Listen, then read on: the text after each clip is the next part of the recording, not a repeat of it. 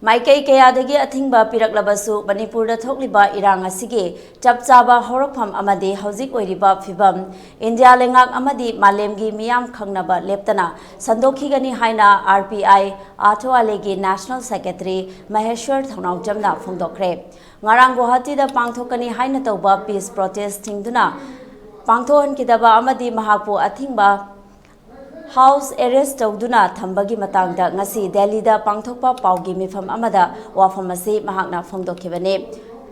mifam aduda mahakna makha taraduna hai mahak Manipur gi political leader ama oina Manipur da thokliba irang asigi ashengba shaktam meeyam da khanghannaba hotnaba mahakki mathou hauzik irang asina maram oiraga shooliba community ani asida kuki singi oina ayamba victim sing Delhi da natraga Manipur gi mapanda leibana makhoi gi oiba chapchaba paudam meeyam na khange adumakpu maitei singi oinadi Manipur da internet yadabana maram oiraga maitei singi paudam tambinaba leitriba asigi yenglaga maitei singi voice oina mahakda mafam kayada chatuna irang asigi matangda meeyam da paudam adu lakle Masida ngarang Guwahati da Manipur gi santi gi damak sangsingadaba protest amada saruk yanaba chatlubada mafam adugi police na athingba kanagumba amagi order amata yaudana mahakki hotel gi room tana laklaga sathakiba thaong condemn tawe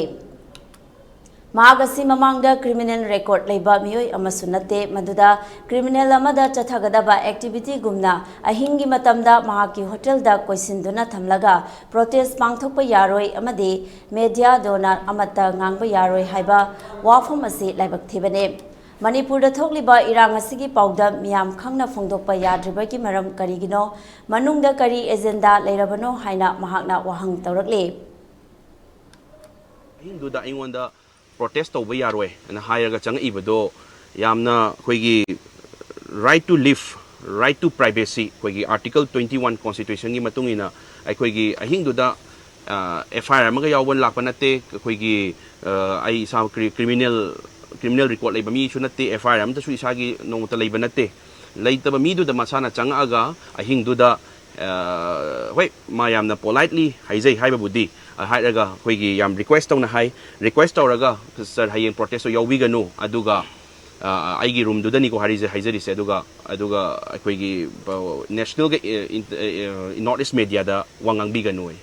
aduda aina mongonda hai protest to di phare permission gi matungina tawgadabani phange tawni phangdre tawroi because ai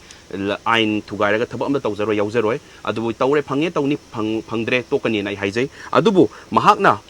wangang ganu press ta su wangang ganu national amasung north east media da wangang biganu harapasida isada question ama kai no sibu conspiracy ananung dama lairabra